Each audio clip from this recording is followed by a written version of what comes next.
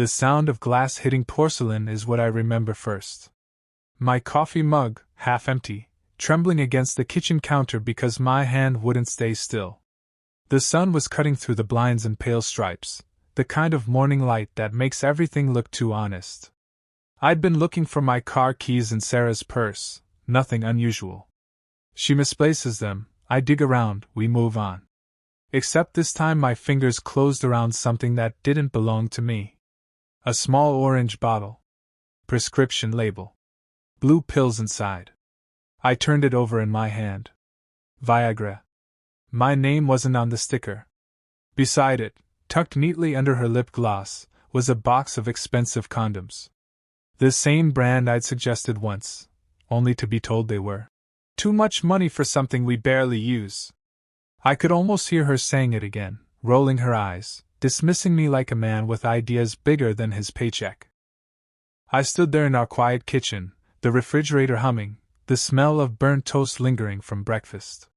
My wife Sarah, medical sales rep, queen of polished smiles and firm handshakes, was still in bed upstairs. To anyone else she was driven, charismatic, maybe a little too ambitious. To me she was supposed to be safe. Mine. But staring at those two objects on the counter, something shifted. It wasn't heartbreak, not yet. It was sharper. Colder. The kind of clarity you only get when you realize the rules have already been broken, and you've been the last one playing fair. People imagine betrayal as an explosion. Screaming, slammed doors, tears. For me, it was silence. A silence so loud it rang in my ears.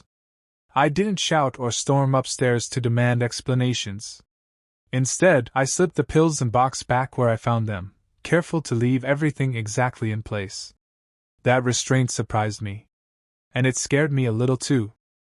Because in that still moment, I wasn't thinking about saving my marriage. I wasn't thinking about forgiveness or second chances. I was thinking about what I could do with this knowledge. And the longer I stood there, the more one truth took shape in my chest: some betrayals don't deserve confrontation. They deserve consequences.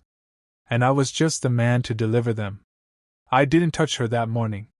Didn't even let my eyes linger when Sarah drifted into the kitchen in her robe, hair tangled from sleep, the same smile she'd worn 100 mornings before plastered on her face. "Keys in my purse?"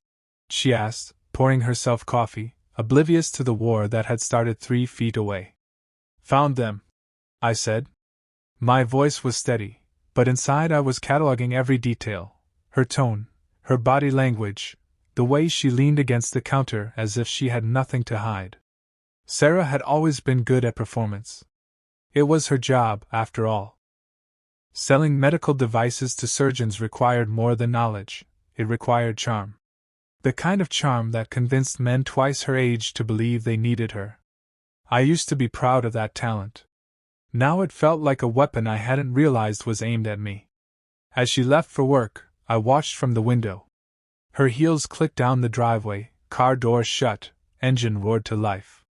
Same routine, but now every sound carried suspicion. I pictured her driving not to the office, but to him, whoever he was. I sat down at the kitchen table, head in my hands. That's when the anger came. Not loud, not wild, but precise. Like a blade. Betrayal has a way of sharpening the world around you.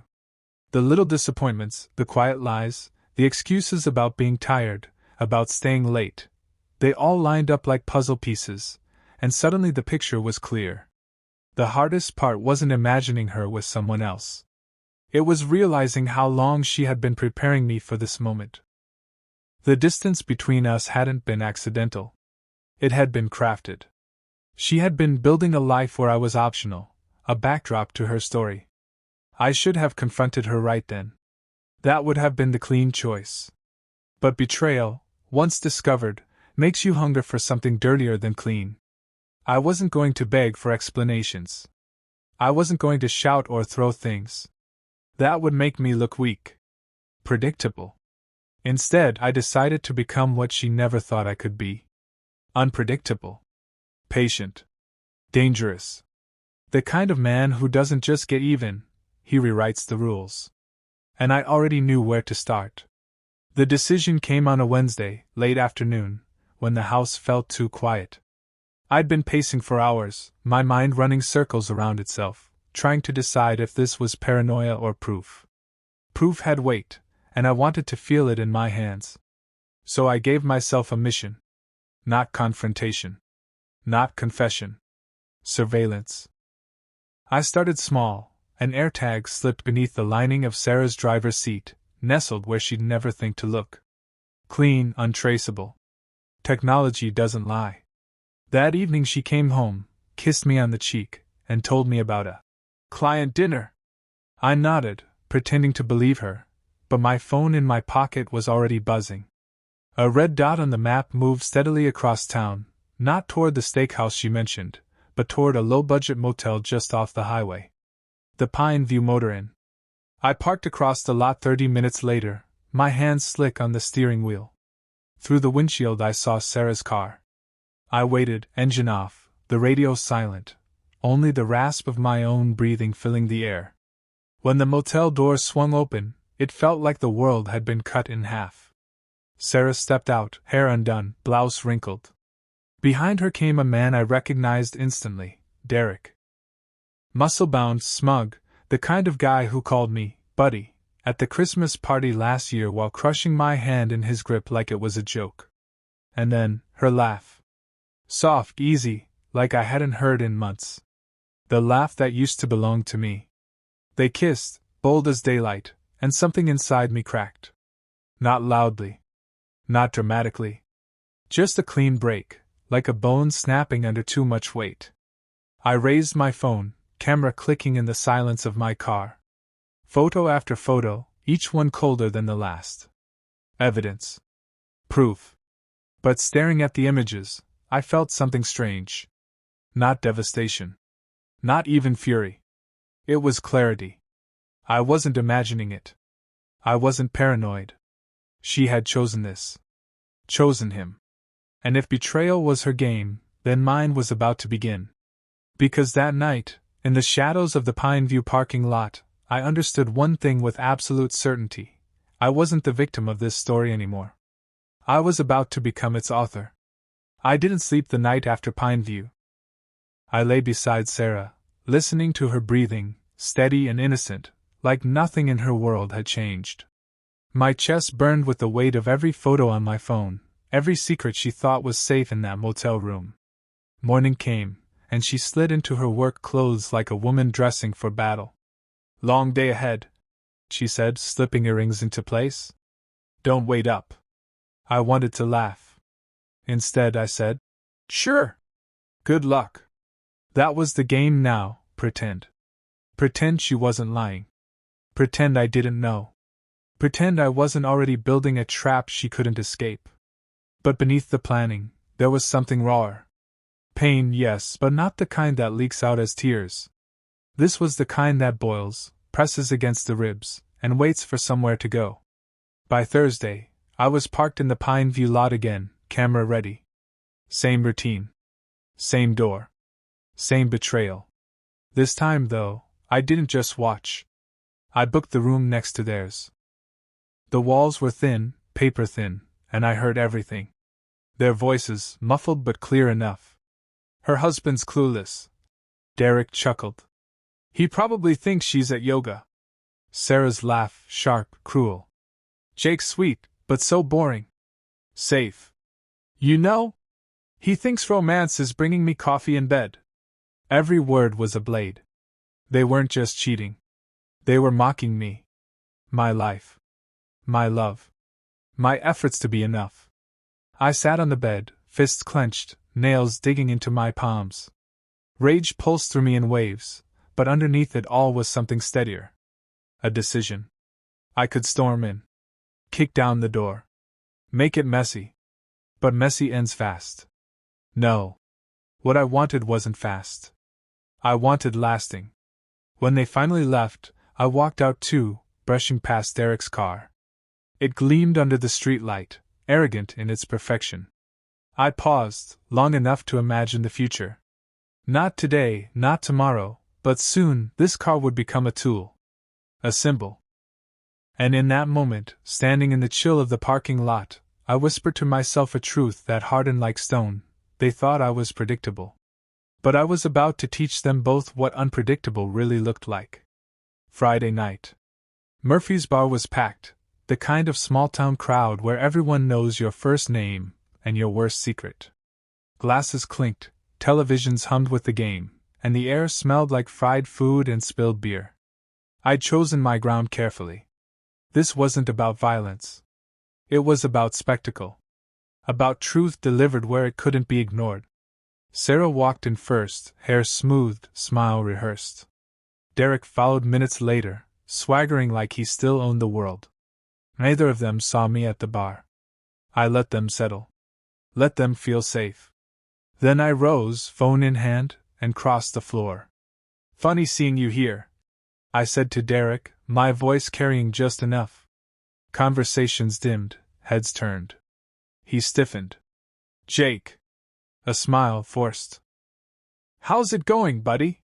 I tilted the phone screen toward him. Photos from the motel, time-stamped, undeniable. Room 12. Every Tuesday. Every Thursday. Sarah's face drained of color. "Jake, please, what?" I cut in louder now. "Please don't mention how you laughed about me being boring? Safe? Predictable?" I turned to the room. That's what she told him. While they were using the lingerie I bought her for our anniversary. A hush rippled through the bar. Phones lifted, recording. Derek's jaw tightened. "You're out of line." I smiled coldly. "Am I? Or are you just embarrassed the whole town finally gets to see what I've seen?" Sarah reached for my arm, but I pulled away. "You said I was safe, Sarah. Predictable. But tell me, was it predictable when I poked holes in every one of your condoms? When I swapped his little blue pills for laxatives?" The crowd gasped. A few laughed, unable to help themselves. Derek's face flushed crimson. "You're lying," Sarah whispered, shaking. "Then explain the stomach cramps. Explain the gym accident. Explain why every part of your little romance has been falling apart piece by piece." The silence that followed was electric, the kind of silence that pins people in place. And in that moment, with the truth laid bare in the heart of our town, I felt it, not rage, not grief. Release. I wasn't the man they mocked anymore. I was the reckoning they never saw coming. The bar emptied slowly after that night, but the story didn't. By morning, it lived on every phone, replayed in whispers, dissected in group chats. Sarah tried to call me. I didn't answer. Derek tried to confront me outside the hardware store. I kept walking. What could they do? Deny it? The proof was everywhere. But vengeance, once carried out, is quieter than you expect. No fireworks. No applause. Just a stillness that settles in your chest, heavy and strange. I sat alone in the kitchen the next evening, staring at the empty chair across from me. For the first time in years, I wasn't waiting for her to come home.